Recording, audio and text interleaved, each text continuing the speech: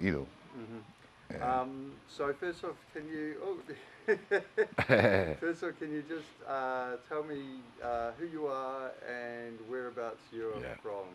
Well, my name is Gboyega and I was born in Lagos on the 19th of March, 1952, to Venerable Archdeacon B.A. Adelaja, and my mother, Evangeline Adelaja, who was the founder of the Girls Secondary Grammar School, Bagada, which is now named after her. And my late father, too, was the principal of the oldest secondary school in Nigeria, and that was the secondary school that I also attended. So I was born in Lagos in 1952 at the Mercy Hospital into a very religious family, so and I went to elementary school at St. Peter's School, Faji, and then Yaba Model School, and I went to CMS Grammar School, which was moved from Lagos Island to Bariga.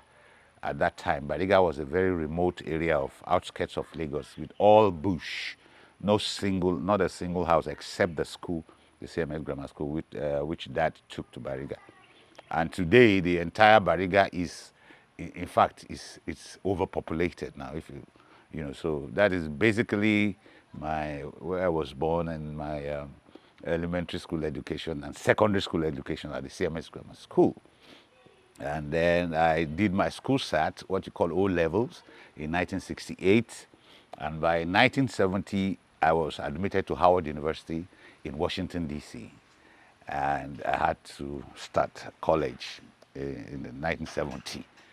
And then maybe after that, I used to jam with some local bands in DC area, some Ghanaian friends, Yo Opoku and the others, Guy Warren, Glenn Warren, and we used to play at the embassies when they had events.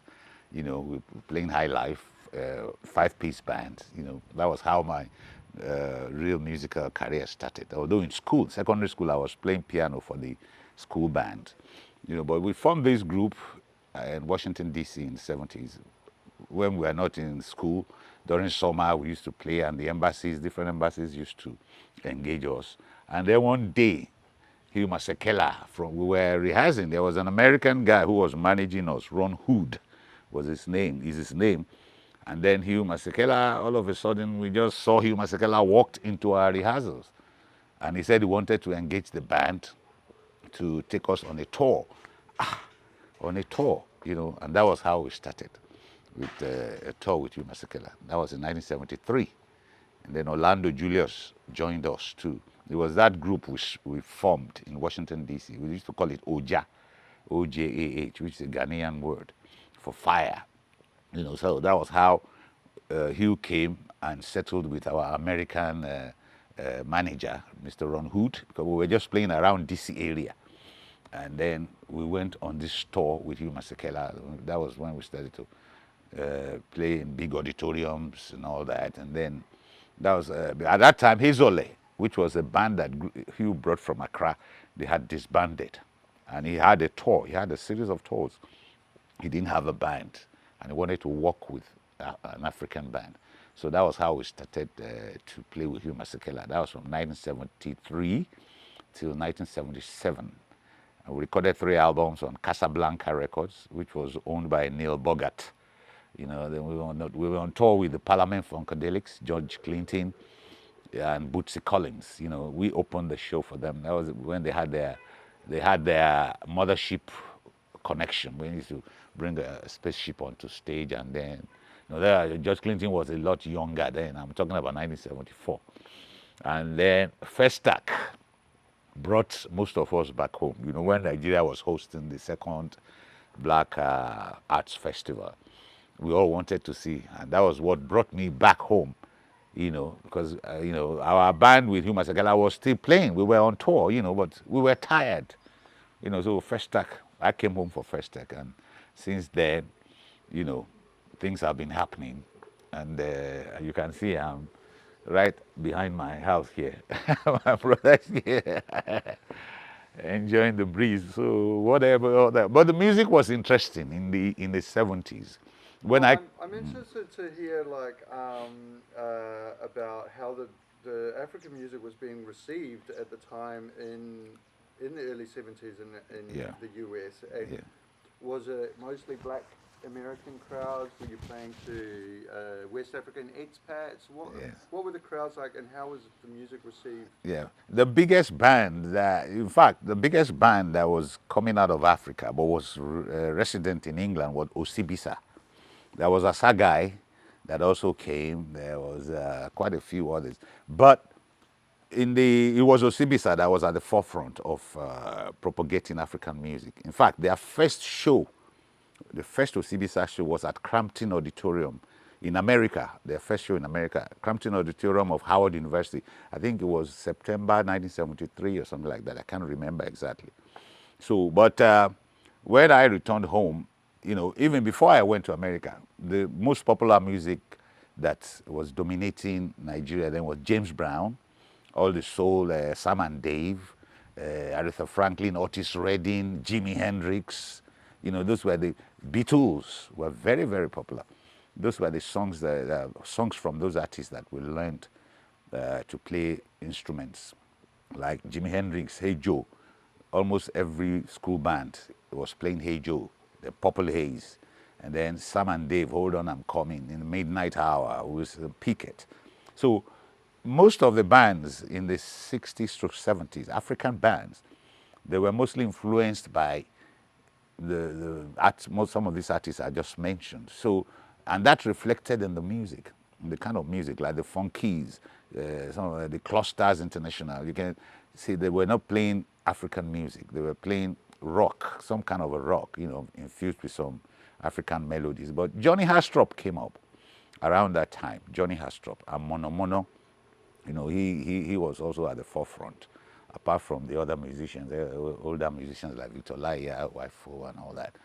But Do you think, like, I mean, for someone now, like for myself, for example, if I listen to an Afro rock record next to, say, an American rock record, I yeah, can immediately tell the difference yeah, from something that was recorded in Nigeria or Ghana yeah, yeah, compared with the American sound.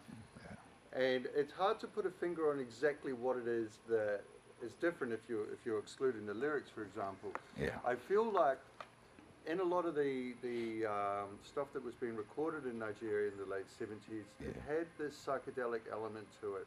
They were yeah. going to outer space with the synthesizers and Yes. whatnot. Do you feel that at the time that was a conscious decision to do that, or was this just something that was happening naturally or that was in vogue? What's your views on that? I think we were limited technically. The few studios in Nigeria then, EMI Studios was on Wharf Road, Apapa. Decca was in Abuleoja near Unilag. And I think there were other studios, but we were limited technically because, I mean, for example, when my mother traveled to the US in the early 70s, even before I went to America in 1970, she used to bring records by the Jackson 5. There was a particular track, na na na na na na na na, hey hey hey, good. And the quality of those sounds, of those recordings, was a lot better than us, than what was coming out of Nigeria. I think because then they had better engineers, they have access to modern equipment. The recording industry hasn't gone digital then, but they were using big 2-inch tapes, 24-track tapes, Neve audio mixers, and it was all analog. It was all analog. But even at that, the quality of the recordings from England. I mean, if you take what the Beatles, "She Loves You," yeah, yeah, yeah, and all the Beatles sounds, they were properly recorded at what's the name of the studio Abbey now? Road. Abbey Road Studio. I mean, these are top studios in Europe, but you couldn't compare them to the facilities we had here. Although some of the engineers in the 70s too had gone to America to train, but I think the environment also played a major role in the kind of music that was coming out of our top studios.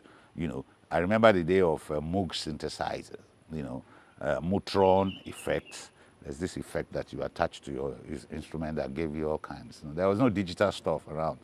But EMI tried because Paul McCartney came actually here to come and finish, do some part of his album, Band on the Run, at EMI 8-track studios in Apapa, and I think he took the tapes back to England, to Abbey Road, and you can see it became an international hit. So the recording quality was high. So I want to ask the question, same question in my mind. I'm trying to think, what would have been the difference between technology in the 70s and technology? It was all analog in England. How come their records were sounding better than us? Of course, they had better facilities. We didn't have the backup technical support. So if anything went wrong, you have to. Higher quality doesn't always mean good. Yeah. You know, like sometimes the lower lo-fi sound is part of the charm of some recordings. You know, Yes. like for someone who was a keyboard player, whose instrument had drastic advancements during this area where you're going from Yeah. an upright to Yeah. to a Moog or Yeah. you know Fender Rhodes. DX7 or what have Fender you. Rhodes. Fender Rhodes. Like, how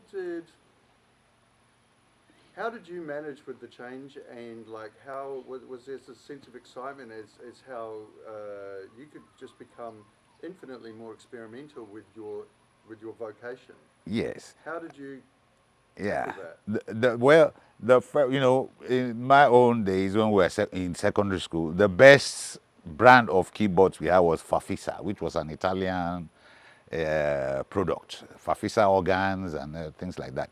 We didn't have Fender. We didn't have a lot of equipment from the US, like the Fender Rhodes piano, which was like a standard, even for jazz. For jazz, Herbie Hancock was playing Fender Rhodes. We didn't even know what Fender Rhodes was in Nigeria. All we had was Fafisa. This organ that used to sound, wah, wah, wah, wah, some noise. But by the time I started playing with Hugh Masekela, they had two keyboards for me on stage. I had a Fender Rhodes and a Honor clavinet, and the sound from the clavinet was good and all that. But we are going back to the same thing. We were limited in terms of technology. Even our best bands were not using the appropriate equipment. Even the best bands we had then, Geraldo Pino, who came from Ghana, or Sir Victor Laia, or Sonny Ade, all this, they were all using Orange. Orange was from England, Orange amplifiers or something. But then they didn't have access to some of this modern equipment, like we were saying, like Fender. The first time I actually played the Fender Rhodes, wow! So there's a piano like this, and I told Hugh Masekela that is the keyboards that I think I will want to use with his band, when we went on tour. And then they added a clavinet for me. So I think like everything that happens in Africa, it first happens in England. If the new instrument comes out in England, in America, you get those instruments first before you come. Even the Moog synthesizer, when they did come to Nigeria, when we were all so excited when Moog came. Not to talk about the drumming machines and all those things. But, when they came, the musicians didn't have any other choice than to, use them, and I think today is a different story because there are some good studios in Nigeria that some of the artists are doing their recordings in. Did you have was there a sense of excitement though that you could take it just sort of that little bit further with the limitless powers of the synthesizer? And I mean, you could play different instruments, or you could the different sounds of bass you could get Oh yeah. the scribbles and Oh yeah. and everything with the effects. Like, Yeah. as a keyboard player, was that exciting for you? It was exciting for me, but I was working with someone who was really focused on the kind of sound he wanted us to play. I mean, and the kind of tones he wants. Sometimes, if I got some nice tones from my Fender Rhodes, because I used to play through a Mutron, there's an effect, plug-in effect, the Mutron, that used to give me some wah-wah and something. So if I wanted to use that, he would say, no, no, no, no, no. He wanted a clean sound. Just like Fela too. Fela didn't allow all these synthesizers with his band. He wanted everything to sound acoustic. If you went to Fela and say, "Oh, come on, can I do a solo with a Moog synthesizer?" I say, "No, no, no, no, take your this thing, come on, yo." So but some of us, we wanted to go into synthesizers, and being able to generate different tones, and I was amazed by what Herbie Hancock was doing with synthesizers, George Duke and Chico Rea, but like I said, he didn't want any too much electronic in his music, so we were limited. But other, like in Kono Teles, when he came, he actually opened everybody's eyes because he was very versatile with programming, especially that drum machine, lean drum or something. They call it lean drum. I mean, Nkono was already very versatile, so he became one of the big producers in Nigeria and actually produced a lot of hits when he was here. God bless his soul, he's gone now. So the fact that synthesizers and modern equipment have made significant changes, in Nigerian music. I mean, we cannot underestimate that fact. Actually, it did, and now it's even better. Music has gone to a different level now. That I think technology and science is making people to come up with good recordings. People, there are all kinds of things you can use now. You agree with me, to vocal tune, all kinds of plugs in that you Yeah. can use to enhance music and all that. It's in some ways I think that's a positive thing. In some ways I don't know if it is because people can be too precise and you lose some Yes. of the swing Yeah. that you get in Yeah. music and so if that snare drops a little bit out of time, sometimes Yeah. that's Yeah. again that's Yeah. part of the charm. But so going back to Nkono a little bit Yeah. because for someone that is into Nigerian music, he is this mystical figure because like you say, God bless his soul, he passed far too young. Yeah. We will miss Yeah. out on a lot of great music because of Yeah. his passing, Yeah. Yeah. Um, so, um, can you tell me about your experience of first coming across him as a musician in Nigeria and I guess the energy that was around it? Were people talking about him?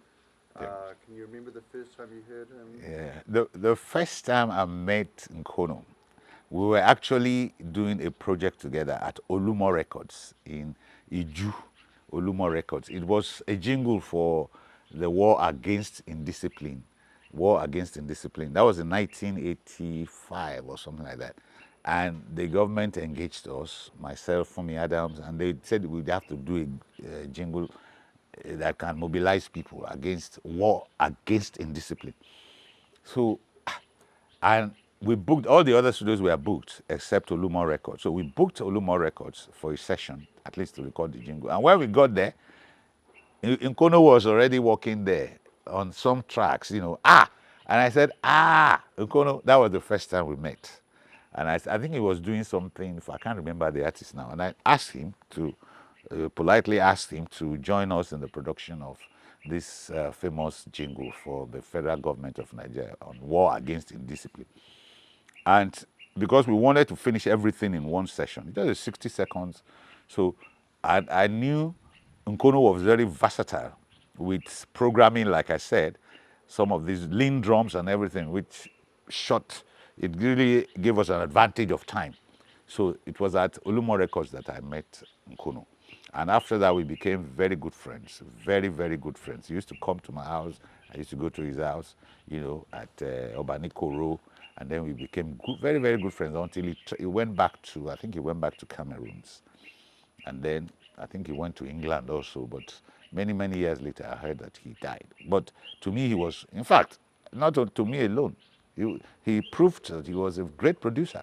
Because a lot of the hits record, DZK Falola, you know, ambushing and all that.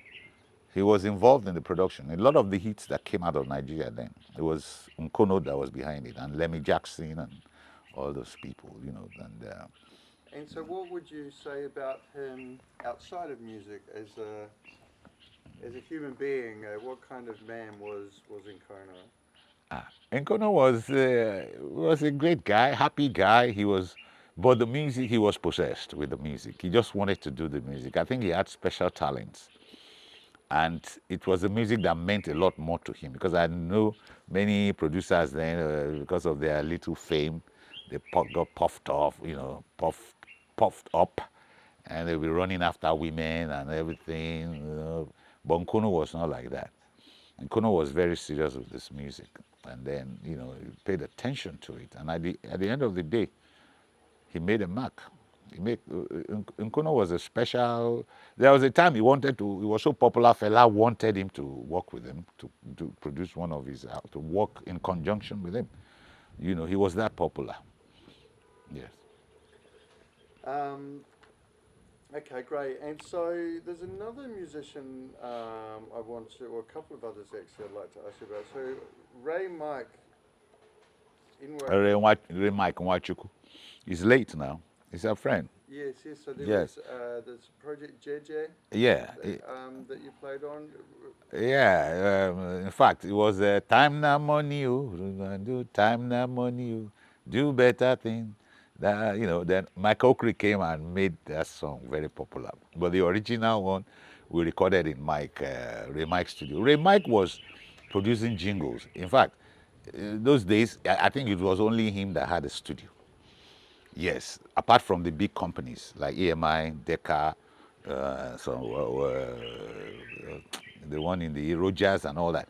He had a studio in Suluri, and basically he was producing most of the jingles for the advertising agencies, and then that particular track, I think it was a federal government project, Time Now Money, which Michael Creek came back to make popular.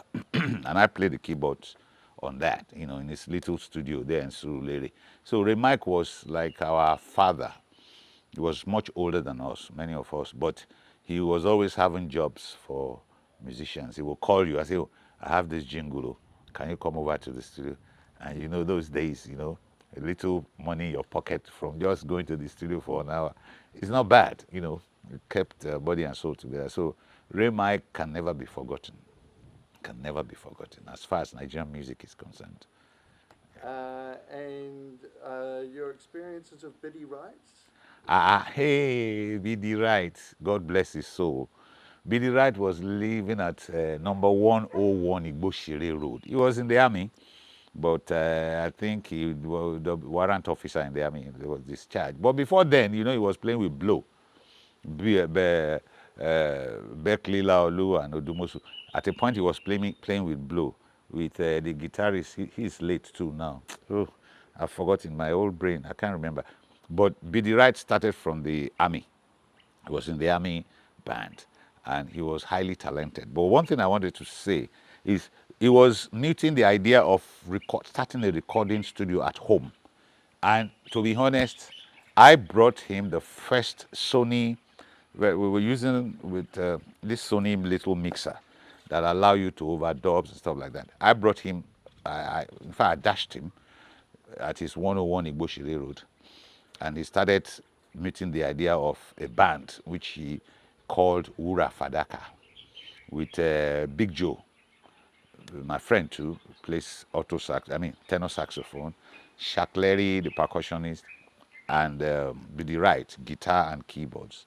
And they started all this three-man band, four-man band around Lagos, dealing with high life. But Billy Wright was a great guy. I remembered we used to go and I remember we used to Remy Kabaka and myself, we used to go and see him at the Abalti barracks where he lived. But he was trained. He had some knowledge of music, and he's a great guy. Although he died accidentally in Ijebu Ode, it was a controversial death. We don't know actually what happened. But Billy Wright was it will go well down. When they write the history of high life music in Nigeria, you must mention Billy Wright. Yeah, I see his name on the back of a lot of Well, absolutely yeah, fantastic records. exactly. And his track, I think it's Iyo by Wura Fadaka, is Yeah, one of my favorites. yeah, Like yeah. late 80s, early 90s kind of sound. Yes, yes. A very spiritual record. Yeah, video is good. He's a good instrumentalist too. Good guitarist, good keyboard player. Um, And so something I'd like to get your views on is in the Nigerian music scene, we saw a shift from the 70s to the 80s where in the 70s it was very band driven. Yeah. Heads funk, funkies, blow, Yeah.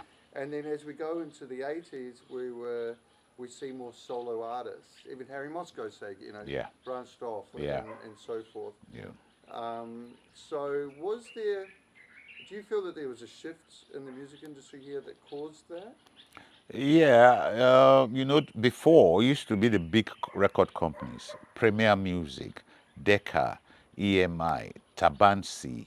They were managing artists, and it is technology that changed everything. Because Premier Music, for example, was managing artists like Ras Kimono and so many other popular ones. They didn't have a studio. Premier Music didn't have a studio, but they had the capacity to press vinyl records, to market, to distribute, to do adverts and all that, videos, musical videos.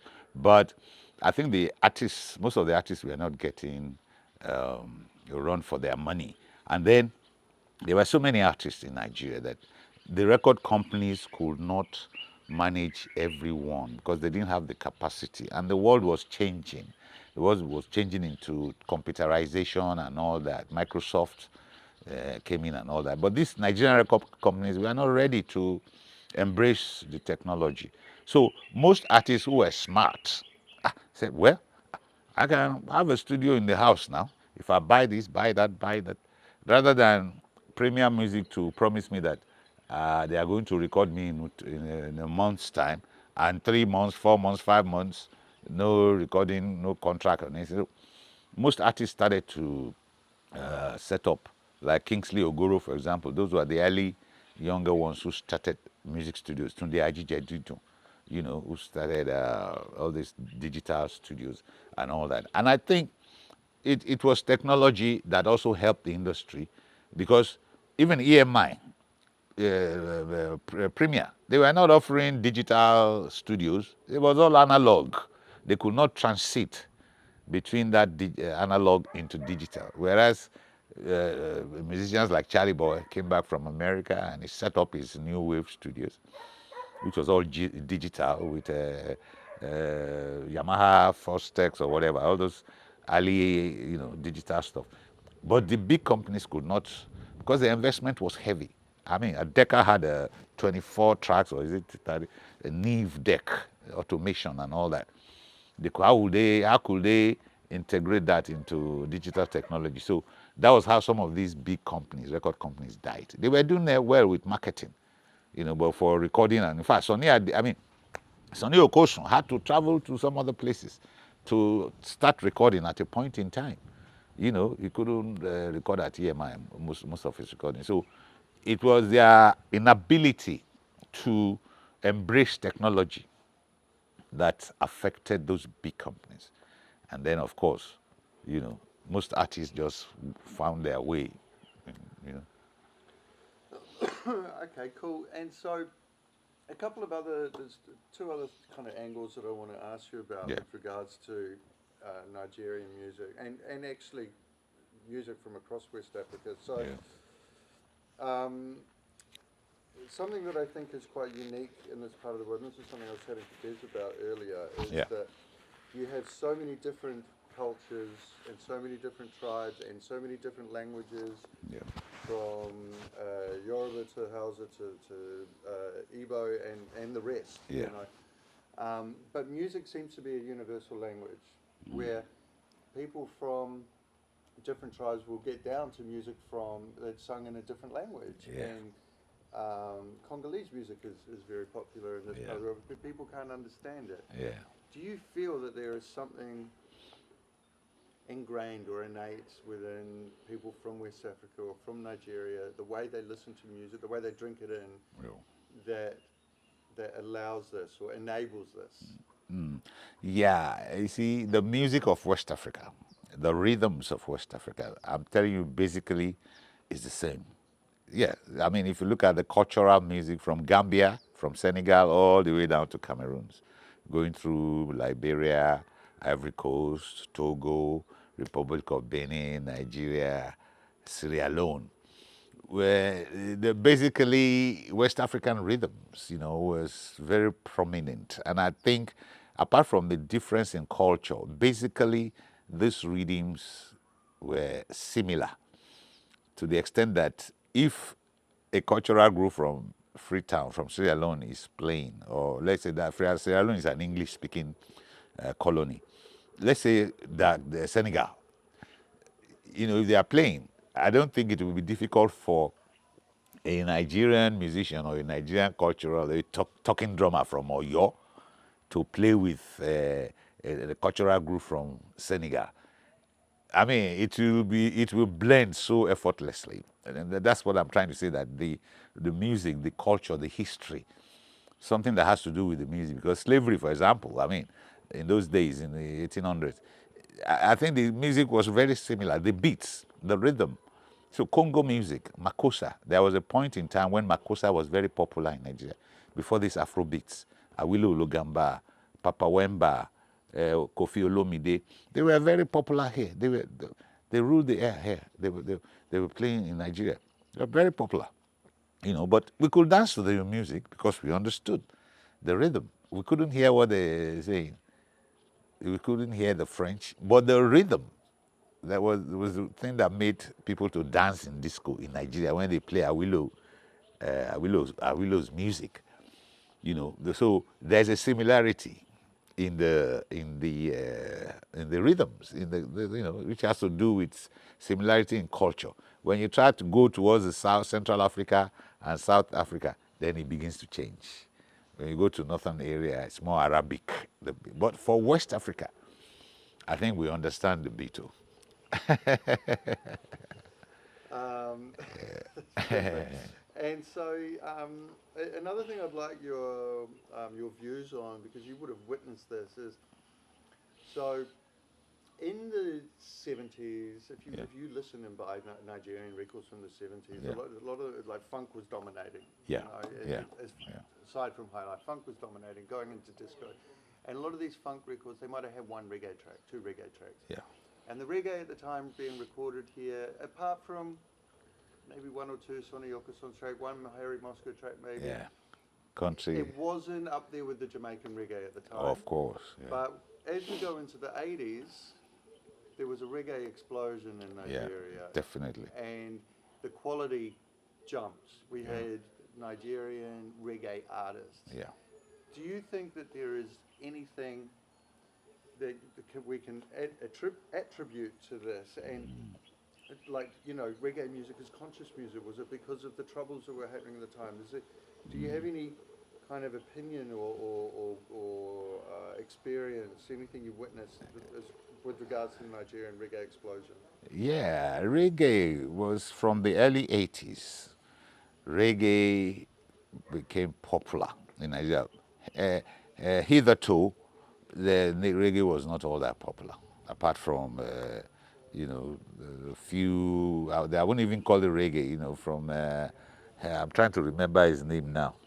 But reggae was not popular. It was Bob Marley, I would tell you. Bob Marley brought,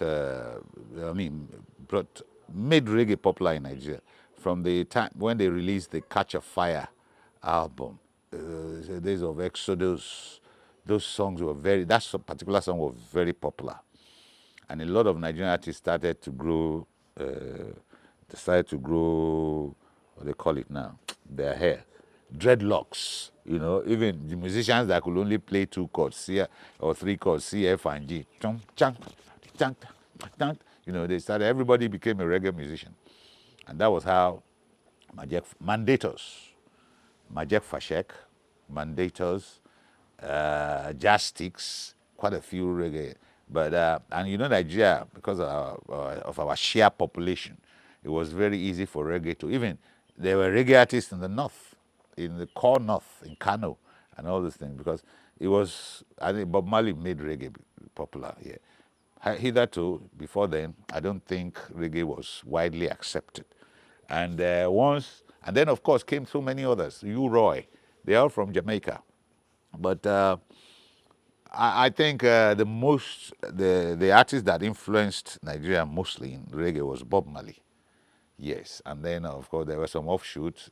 Peter Tosh, Sonny Okosun actually traveled to Jamaica to meet Peter Tosh at a point in time because we were all in P-Man then, and he came back to come and tell us about his experience with Peter Tosh. So basically, it was Bob Marley that stamped reggae on Nigerian soil. Do you think that there was um, like the conscious message of the music was resonating, like what was fueling the conscious message in the music was resonating with Nigerian people at the time, like what was happening in South Africa. Yeah, Um, apartheid. it was the apartheid that was happening. We had tracks that were themed Free Mandela, Oh yeah, apartheid, and whatnot. yeah, yes, yeah.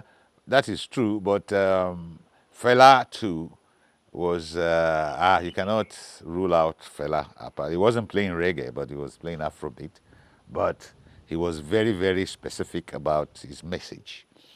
Although he was fighting the government. Basically, it was the same thing Bob Marley was singing about oppression and all that. But Fela was looking more into the local uh, problems in Nigeria, the government stealing money and all that. But at the end of the day, reggae too. By the time all the protest songs, Exodus, Woman Hold Her Head and Cry, One Love, and all those, Nigeria is such a very, very absorbing market.